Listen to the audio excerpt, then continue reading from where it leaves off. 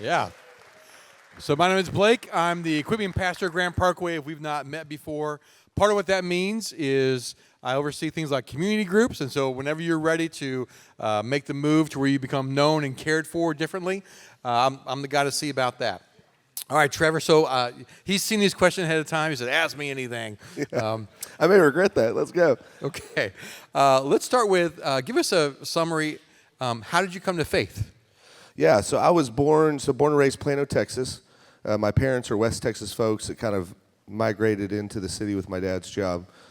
So I would have said I was born and raised in a Christian home. I have early memories of being in the Methodist church early on. Both of my brothers are a lot older than me, and they don't look anything like me. They played a sport called soccer, which is not a sport.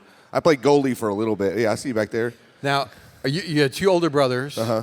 Are they the same size as you? No, they're soccer players. So that was the denote. I got all due respect, which is not much. Soccer players. Okay. Yeah, exactly right. They look like soccer players. I did not. I played goalie for a little bit, and that was about it. But they were really good soccer players, and so by the time I have earliest memories, I was, we spent the weekends on the soccer field, tournaments, things like that. When you say you play goalie, is this like in your backyard? No, like a rec team. And they're just rifling stuff at you? And no, blasting. it's like early on when you're like the fat kid and your parents are trying to put you into all these different sports to see which one takes. And you got to play soccer because it's like my parents wanted to keep me in, and it's like baseball season ends. Back then, we didn't have flag football and all that. It was like you had to wait till you got older. You could put on pads, which is what they were just estimating I was going to do. But I played baseball, and then soccer season came around, so they put me in soccer because my brothers played it. It was kind of a family sport. And then I quickly migrated to goalie because that was the least running that had to happen. Yes. You've been a nice midfielder. Just take people out. Yeah. Oh, my gosh. And so all that to say, so I wasn't raised in the church, but I was raised in a family. I mean, my family was Christian, like they would, click that on a census, like they're Republican and not gay. Like that's how I say with my family. That's how they would denote that they're Christian. I'm being really serious. That's about the level of which they would say they were Christian. So I wasn't raised in the church. I wasn't raised around the gospel. My grandfather, my papa, was a he was what you call small town Baptist pastor. He was a mechanic by trade. In those small towns, they wouldn't pay their pastors, and he would preach. And so when I would go stay with him and my mama, I would get the gospel, hellfire, brimstone from him. I remember watching a Bon Jovi music video on MTV at his house, and he came and stormed in, ripped the remote out of my hand, and says, "We don't watch that hellfire stuff here." And then I remember, okay, well, this is different. That's early on. That's about the closest I got. So I am fast forward. I'm probably culturally a Christian. So if you had asked me, I'd have said the same thing. Well, yeah, I'm a Christian, and I love to hunt. And those things carried about the same amount of identity weight with me. And so fast forward, long story short, junior year of high school, I played football at Plano, and a former football player who was far from God went to UT, a place in Austin where a lot of people are far from God. And he had a radical conversion on 6th Street, woke up, came to Christ. They all played soccer, all of you. Yeah, I'm sure he did. Yeah, he was a football player. And that's great. Anyway, he moved back to Dallas to go to DTS because him and his wife were going to go to southern Mexico and play in churches, and he wanted to get training. So he came. He asked the coach if he could start a Bible study. So he came after practice one day and said, "Hey, I'm going to host a Bible study at my house Monday night at 7 o'clock for any of the players that want to come." And me and one of my buddies who wasn't a football player is a wrestler because he went there too. And him and I were just like, "Hey, why don't we?" I still to this day don't know why we said let's go. Mondays were always the heavy night of football, and so it was we were exhausted because he didn't offer dinner or anything like that. It wasn't a reason, but we just went, and it was just. And what's funny is we thought we were showing up to we would go to Campus Crusade stuff that they would do, and you show up with a ton of people and they'd have pizza and that'd be your way of getting in there. And we showed up, and when we pulled up, we were the only two there at his house, and so it was just he and I, and so we went in kind of out of that obligation, don't want to be rude. And man, I spent a year in his house on Monday nights for hours. We worked through the book of Ephesians over that year, and I came to faith at some point over that year is when I professed faith in Christ, and he faithfully discipled me in the scriptures and as a man. And yeah, so that's when I came to faith, junior year of high school. And then I probably did the wibbly-wobbly thing of trying to follow Christ, but loved playing football, loved girls, all those kinds of things. They didn't love me, but I loved them. And then when I went to college, I went to Texas A&M. And then I didn't get into A&M because I played football, so those grades and all that stuff we didn't worry about that kind of stuff. But I got into Blinn, did my first year, got in A&M, but so I wasn't when I came to faith, I really wasn't in the church.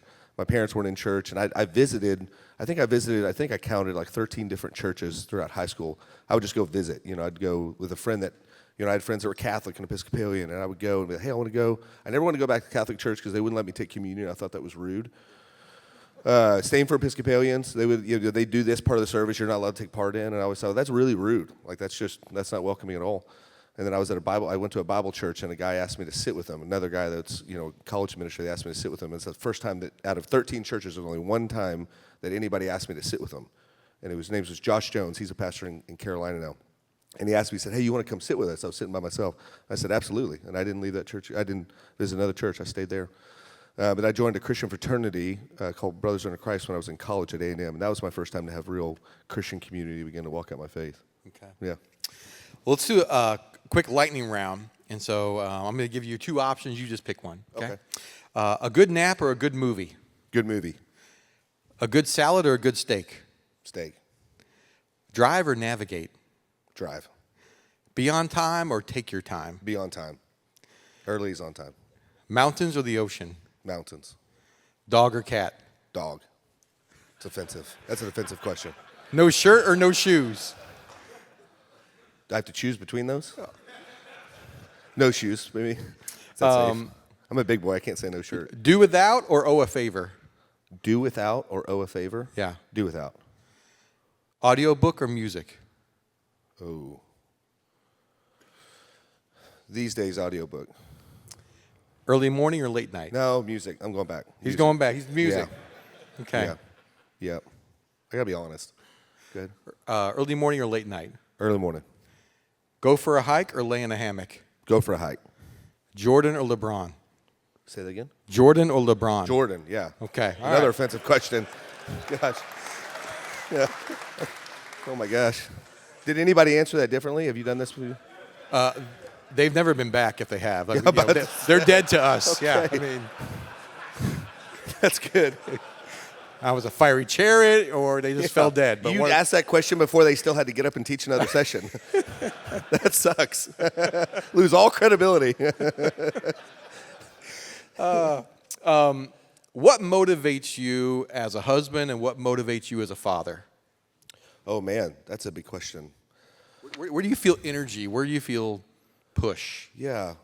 I would say what's happening in this stage is a little bit different. I've got a junior in high school, and so she was my introvert, all grown up. She was my homebody introvert. We were like, is she going to go off for college? Is she going to like in high school want to go hang out with friends on Friday night?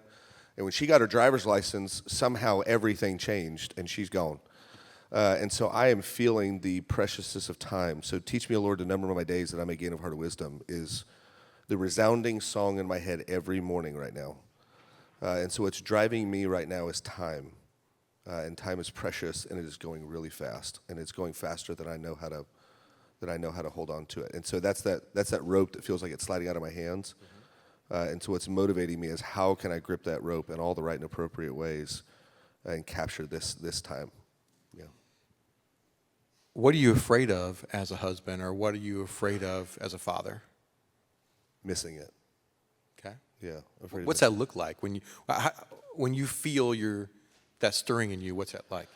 I'm afraid that I've spent most of my time as a dad being a no dad. I'm a very high control person, so the way my wife describes it is whatever level in intensity I think I am, I'm usually double is what I'm experienced. And so She's saying you're not self-aware. Is that what she's saying? yeah. On certain things. There's some things I'm really self-aware, probably because it serves me better.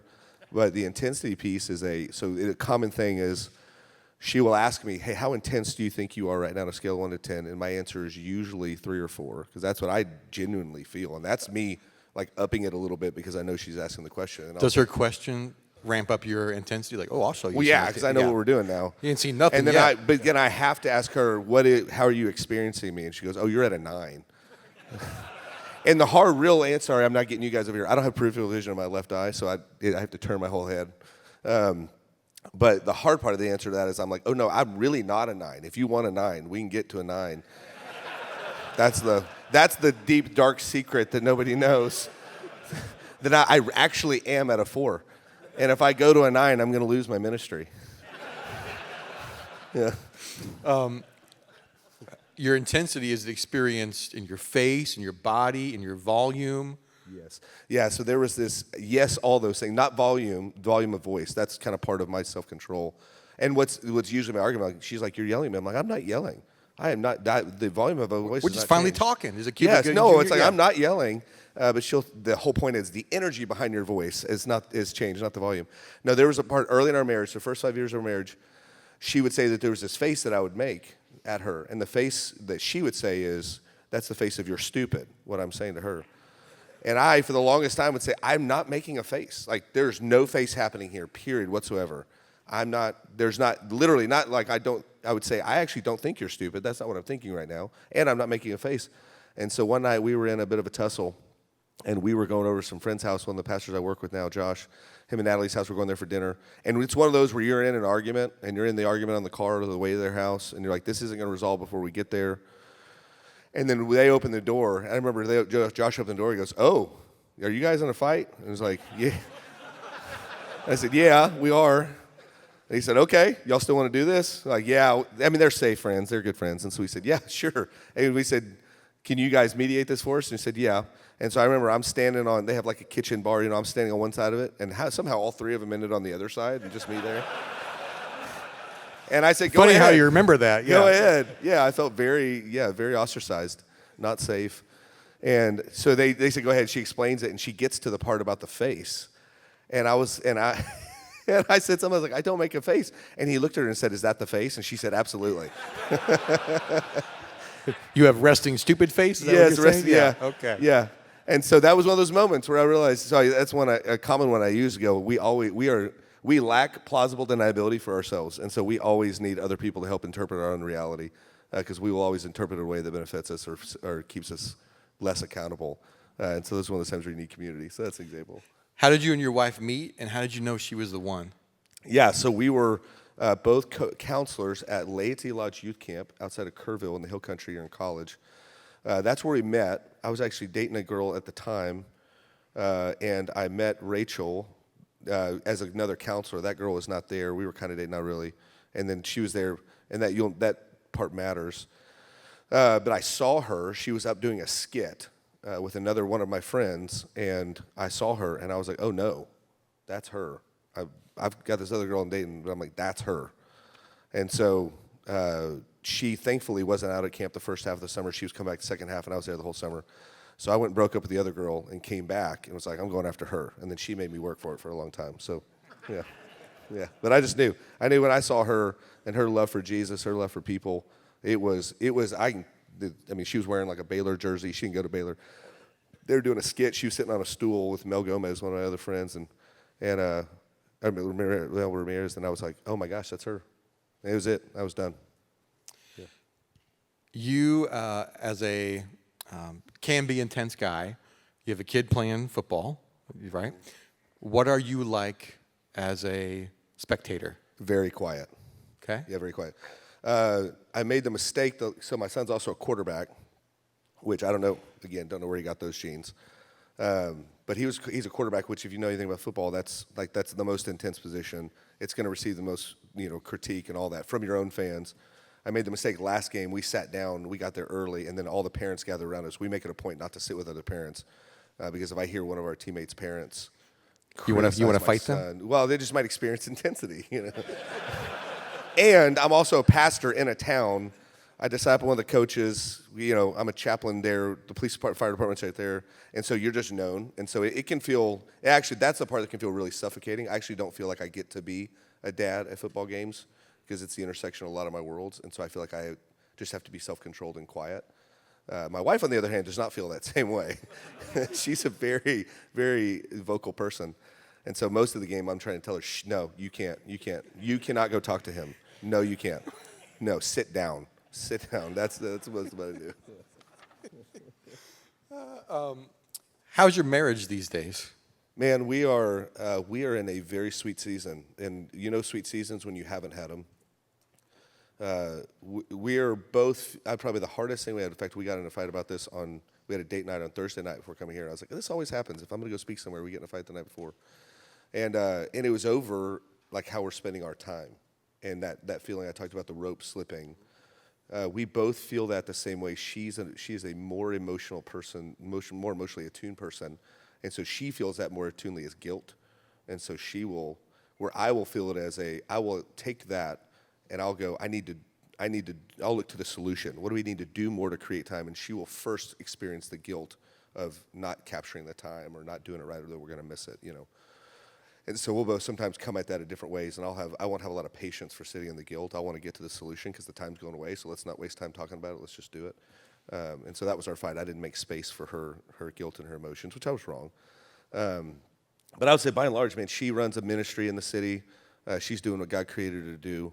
It makes us both more exhausted because we both run hot naturally as people, and so we feel that, but also have never felt more purpose. My wife's parents, married 38 years, and a couple years ago got a divorce. It came out that her dad, it was known and experienced, but not to the depths of it. We didn't know how physically abusive he had been. And so it was a real traumatic thing for our family, very traumatic thing for my wife and for my kids. That divorce at this point had not hit our family. How long ago did that happen? We pulled my mother-in-law out of that house probably 4 years ago. And I mean, I have a camper, and she literally lived in my camper for probably 8-9 months while she was. I mean, it was one of those like he can't know where she is kind of situations. So that being in pastoral ministry where you walk through that kind of stuff all the time, but it's always out there, and then I leave that to come home. That was the first time for it to enter into our home in a really significant way, and for us to walk through really significant suffering. We had other things. We had probably challenges. We didn't really have suffering. And that was probably our first significant suffering. All that to say, being on the other side of that, her mother's doing amazing. My wife is doing amazing. I had to sit here and listen to her. We're trying to start wading into a relationship with her dad. He's not a safe person, but I'm no longer the shield that's protecting her from that. She's able to engage it in a really healthy. So all that to say, man, we're in a better place we've been in at least the last 5 years. Is there something you'd say, we know God differently because of this terrible experience than before? Yeah.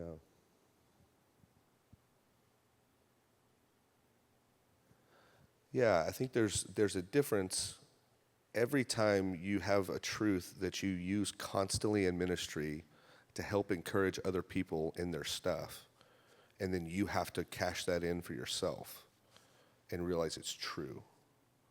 It changes how you do ministry, and suffering is a gift, and I use suffering loosely. For our family, that was a suffering season. It was really hard. I know there's plenty of people that experience things that are far worse than that. But for our family, that was a suffering season. And for God to be faithful and it all to be true, you can't see the other, when it's like when a bomb goes off and you can't see the rebuild, you can only see the devastation. And to be on the other side of it and see life and see health and see flourishing and go, okay, man, God is faithful and it is true. Does that make sense? Yeah.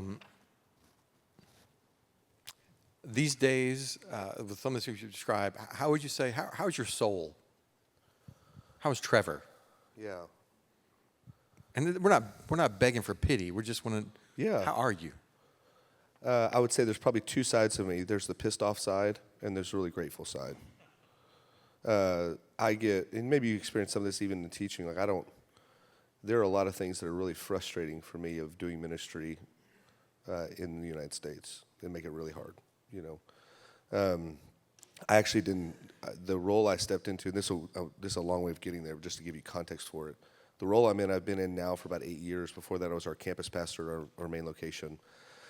And I felt a call. We had really not been faithful as a church in the Great Commission, and I felt a deep burden in my own life. There's a whole story to that. God really confronted me that I had spent so many years in pastoring, and I couldn't remember. He asked me a question. I was literally on a trip. He asked me a question. When was the last time I led somebody to Christ that didn't have anything to do with my job, and I didn't have an answer for it? And so I had this journey that I was on, and at the end of that journey, I felt like God was calling me out of being a campus pastor and into leading missions and church planting and returning our church to the Great Commission. And so I stepped into that. The elders affirmed it. I stepped into that role. And I stepped into that role having only ever traveled outside the U.S. to South America twice and really, really afraid of flying. And so now I was leading global missions and all that. But one of the stories I shared in 2018 being in Somalia, there's been several of those examples where I've gotten to experience what God is doing around the world. And those times make it increasingly hard to come back here and do ministry the way we're doing it. So when I say that, I think when I say pissed, there is so much potential in the sleeping giant that is the American church. And I want to see that potential unleashed for the kingdom. I mean, you spend time with Pastor Jay and you go, man, there's billions of people around him in his country that have never heard the gospel, period. Never met a Christian, have never heard the name of Jesus. And we have concept for the lost, but most of our concepts for the lost here are people that have heard the gospel and rejected it, have been raised around it, or they're more numb to it than they are have never heard it, never had access. And to be in a place where they have no access to the gospel and to come to faith and profess Christ may cost them their life. And to meet people who are giving their lives away for the gospel in that kind of context day in and day out, it just makes coming back and singing and drinking coffee together really hard, So I'd say burden, maybe even, pissed, burden. That's where my soul is. I think I spent a period of time being frustrated. I had to kind of go through those stages of frustration, resentment, to now it's a burden. And I think I've moved past the frustration where we are to seeing the potential where we could be if the Western church would wake up and go, man, this is what God's called us to be. This isn't just our version of the country club where we get to haul away and let the world destroy itself outside there and we just keep our little safe space together. This is God's awakening and rising up a people to see the kingdom go forward, And then the other side of me is just deeply grateful. You spend time in pastoral ministry and you get a great perspective for what life can be and what challenges you can have. One of my staff members was diagnosed with cancer last week. He's 39, was diagnosed with colon cancer, stage 3. His life changed overnight. And that's perspective. Good, man, I'll take my problems, and so I'm deeply grateful. This experience of I'm pissed and I'm grateful, is this unique to pastors? Is this common to all man? I don't know the answer to that. I don't think pissed and grateful is probably unique to pastors just for different reasons. Ministry would be really easy if it wasn't for people. So I think there's probably some of that. I hate when they're just like me. That really makes me mad. Something tells me Neil's not dishonest to you guys about that. I think that can be really common.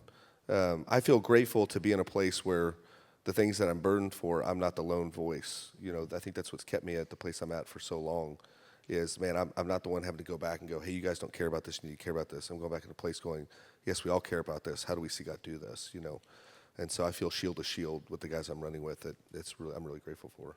What do you do with your anger?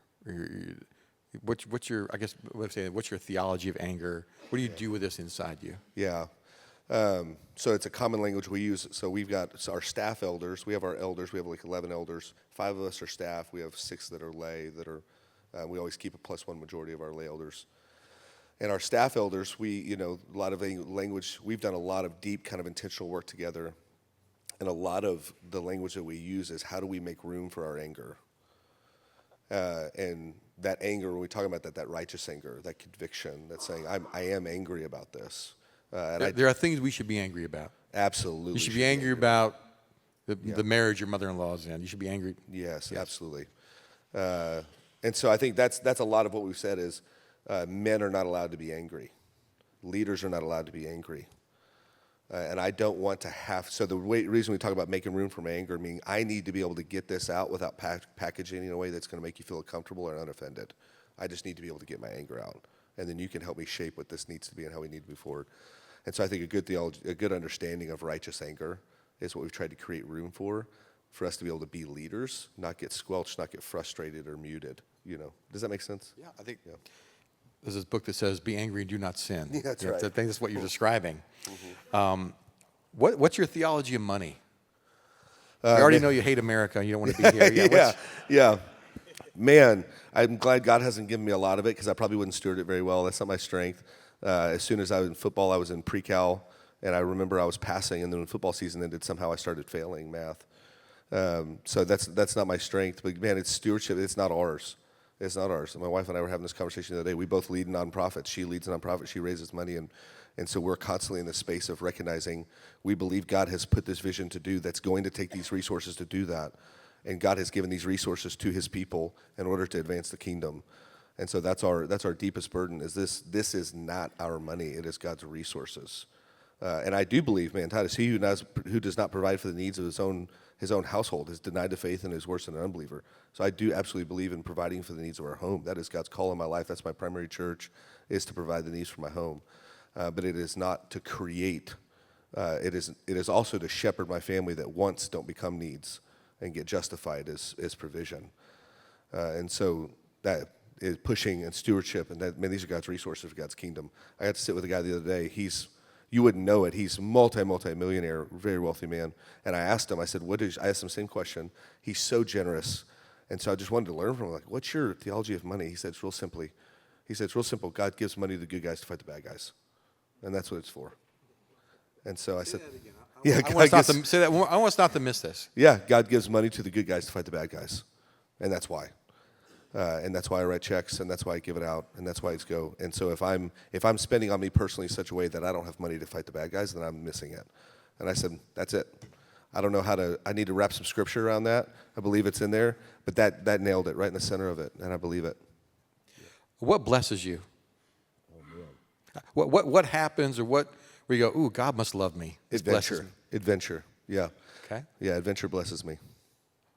Say a little more, like, yeah. Riding in a plane, like, not that kind of blessing. I will say this, man. God was faithful when he called me into that.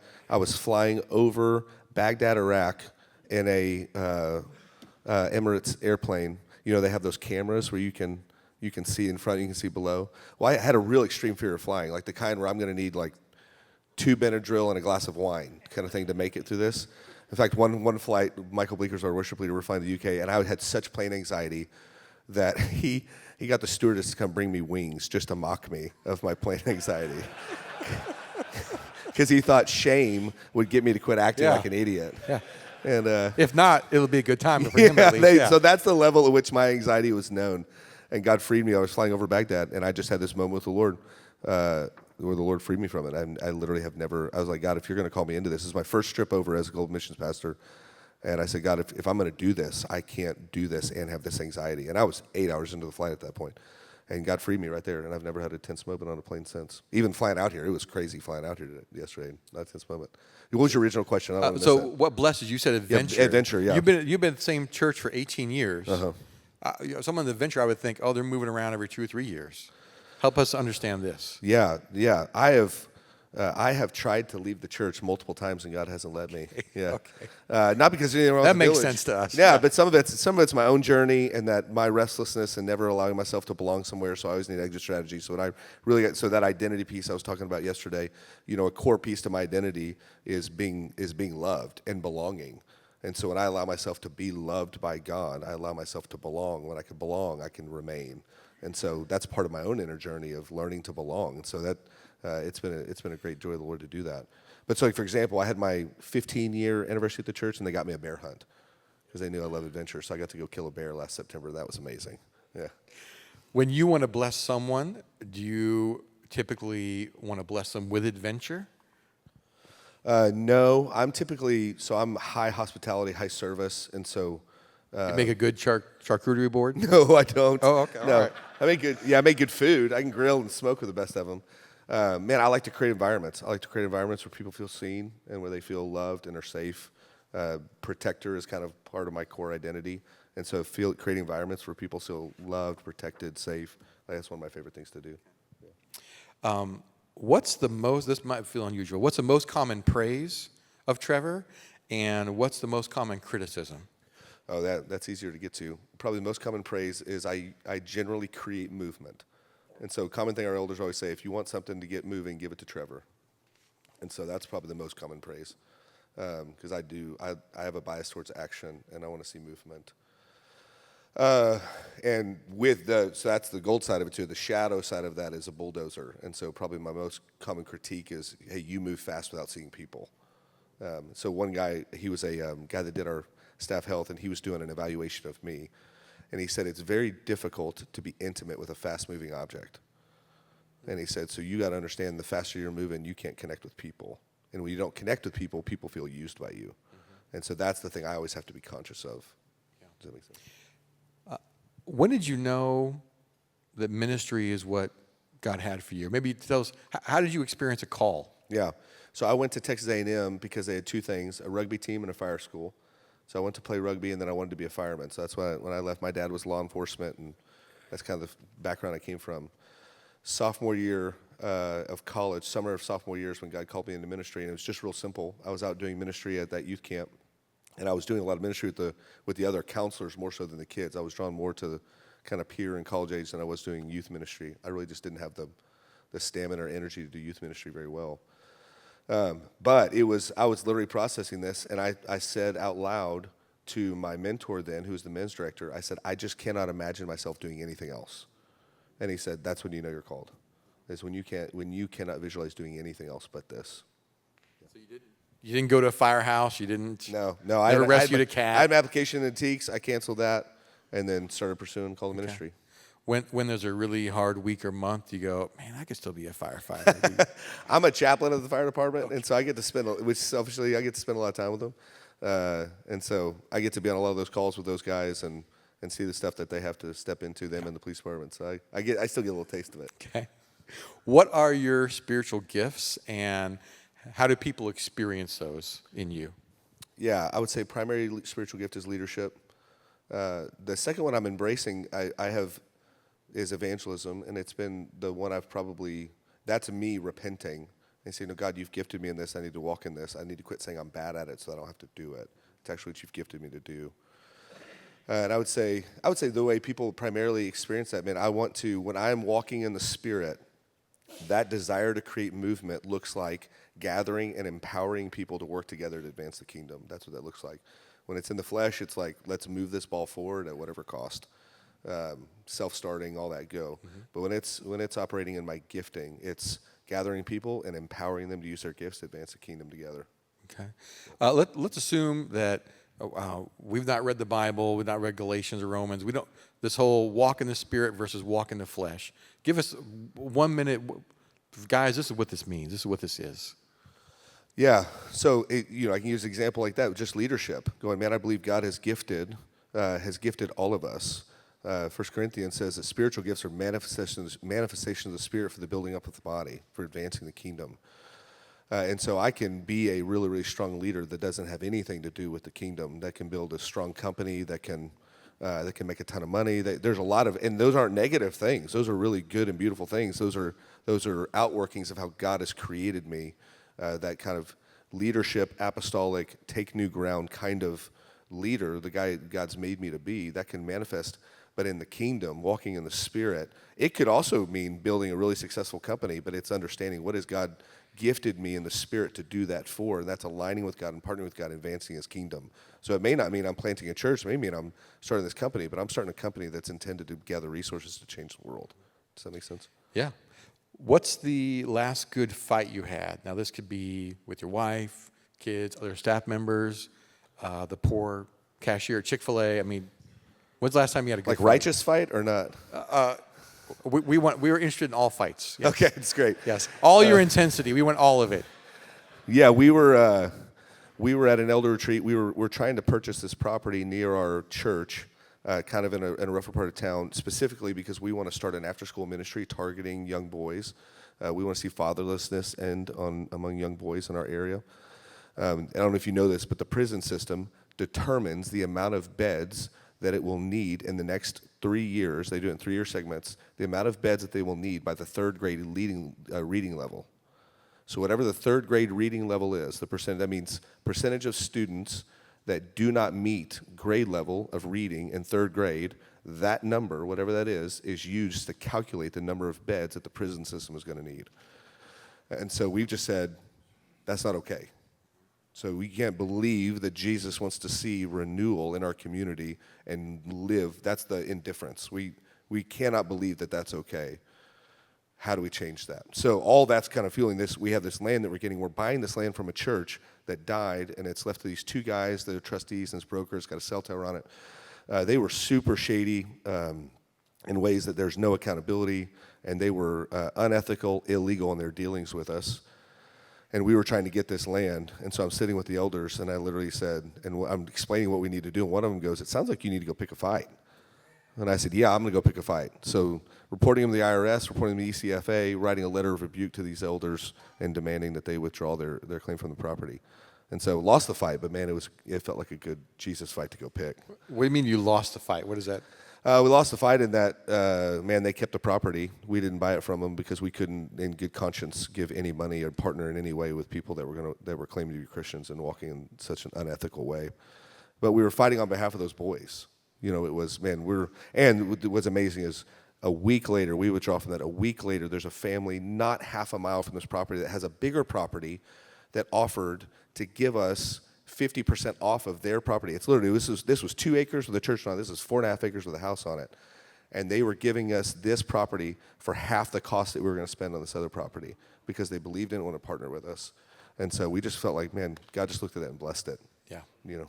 So we're in contract for that property right now. Yeah. It's amazing. Yeah. Yeah, we affirm that. What's the biggest problem you're trying to solve right now? What's weighing on you? Yeah. Me personally, seeing, you know, when you just, has anybody that's maybe seen Schindler's List? You know, he has that moment at the end where he's like, I could have gotten one more, I could have gotten one more. I'm kind of in a little bit of that crisis myself. My areas of responsibility are global missions, local missions, church planting, and so I spend most of my time outside the church. And so I kind of have that burden right now in my own heart. Just there's like this, you know, what we're trying to do. And these boys, you can think of all the spaces that we're engaged in. I got text yesterday from a couple of our workers in Lebanon that had several of their people that were martyred. Christians are being murdered all around the world in places nobody's talking about. Like I can get real, you know, I'm an advocate, empowering personality, so I get burdened by that a lot. The amount. And we're not doing enough. That's the consistent kind of refrain is we're not doing enough. That's what's going on in the back of my mind. And so I'd say that's probably my biggest burdens. But then I think translating that is, you know, my primary role is, man, my job isn't to awaken the whole Western church. My job is this village church, this outpost of God's kingdom right here in Flower Mound, Texas. How do I see these people that are showing up for Sundays that are calling this place home? I'm responsible for them, and I'm responsible for the rest of the church. I'm responsible for them, and I want to see them awakened to who God created them to be and to step into what God's doing in the world. I want to see things like this that should not be okay in our town, on our watch, should not be okay. I want that to not be okay to them too. Mm-hmm. And I'm really encouraged that they are waking up. So it's not a fruitless endeavor. They are waking up. They are stepping into it in ways. And there's countless stories of men, especially right now, that God's waking up. I think that's my biggest burden is for our men.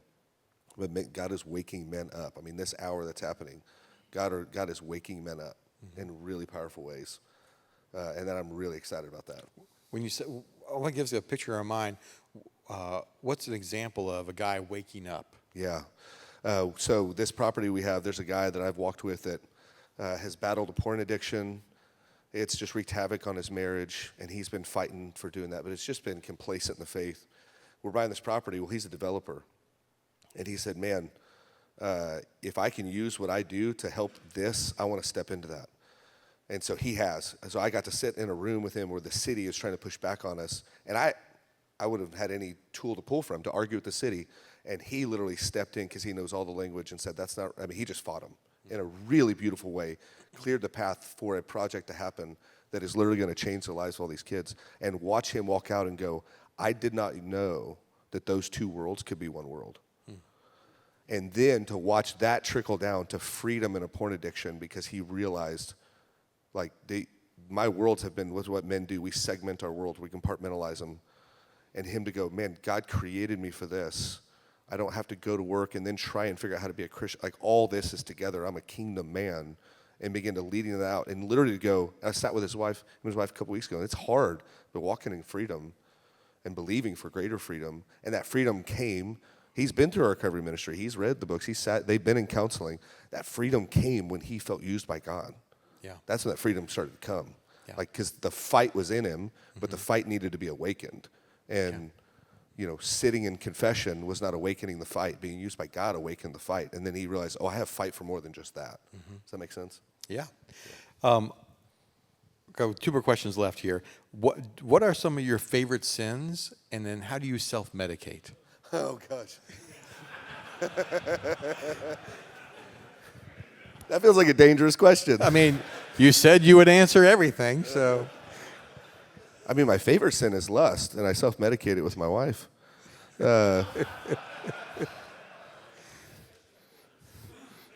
I read a book that's maybe how God intended. Yeah. Just keep it there, and it's great.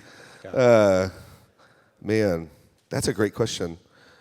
So we talked about anger and kind of my own. So there is righteous anger and there's unrighteous anger. And I think I can have a too comfortable relationship with unrighteous anger. And I'm not, like, you would experience me as an angry person. Like you experience me as very extroverted. Probably the intensity and all that you would experience me as, you probably wouldn't experience anger. It's in there. I was raised by a police officer dad, so I was taught very early to not let your face show, other than my wife apparently, but not let your face show what you're thinking. You can show stupid, just not angry. Yeah, exactly. Okay, got it. Exactly. Got it. Yeah, so I probably have too comfortable relationship with my anger. And the way I self-medicate with my anger, I will avoid. Like I will, the opposite of who I am. I will go inward and I will go quiet.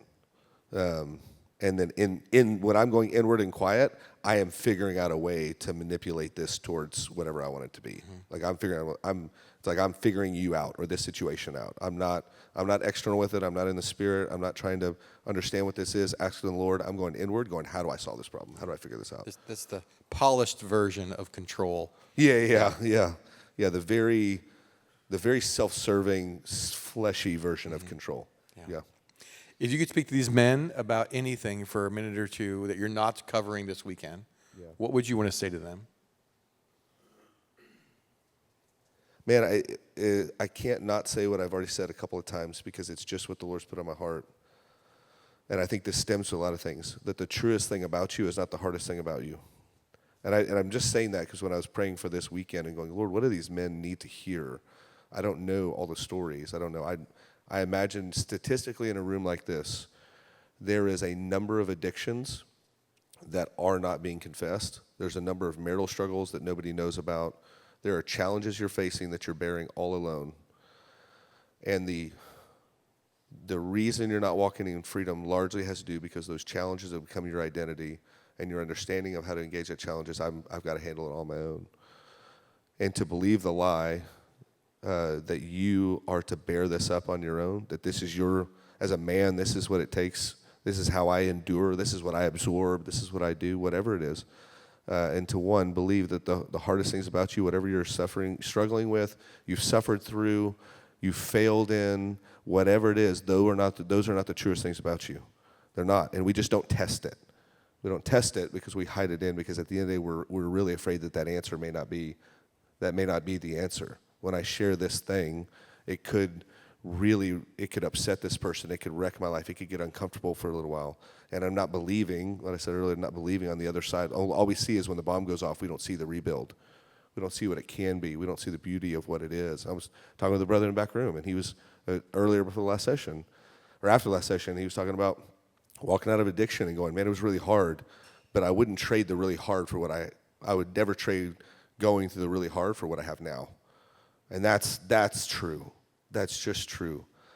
And you get that by going, whatever this is not the truest thing about me. I'm going to cling to the rope of whatever's true. That, man, being in Christ, that's the truest thing about me. And I'm going to hold on to that and whatever I need to get to the other side of that. And then I don't have to do that alone. I don't have to do that alone. I know these guys gather in groups. I don't know how much y'all have relationships with those guys. You don't have to know somebody really, really, really well in order to invite them into your story. Like, somebody doesn't have to earn the right to be invited into your story. Hear me, trusted relationships, all those things are really, really important. I'm not negating those things. But I think as men, we often use that as an excuse not to invite people in because they haven't earned that kind of trust or whatever in our story. And we use that as a shield to deflect people and keep people out and stay isolated instead of going, man, I think God is often bringing people in and around us for those moments to say, actually, because you don't know me, I need to invite you in.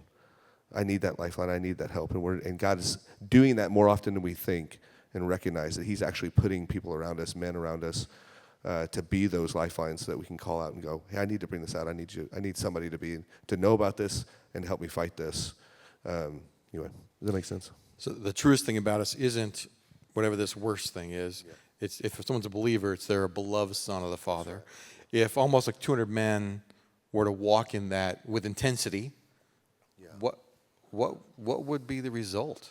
What would September next year look like? Yeah.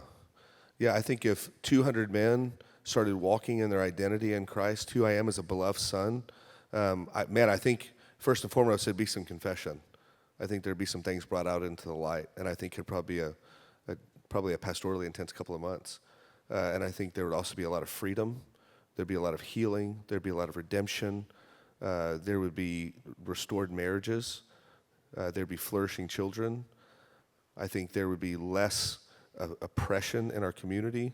I think pregnancy centers wouldn't be needed. I think third grade reading levels would change. Mm-hmm. I think food vouchers would change. I think people being evicted from their homes would change. These are all the ripple effects of when we're beginning to walk in who God created us to be. There is no needy person among us. Yeah. There is no needy person among us. Whether that need is, man, my marriage is broken, or whether that need is, man, I'm subject to shark loans because I've been in cycle of poverty. Whatever it is, when we're walking out the identity of God as sons, man, we walk with power and we advance the kingdom. When the kingdom spreads, the rule and reign of God spreads with it. When there is a rule and reign of God, there is peace, restoration, renewal. The shalom of God, that's what rests inside his kingdom. And there are so many things that we're in and around that we're seeing that are a result of being outside of God's kingdom.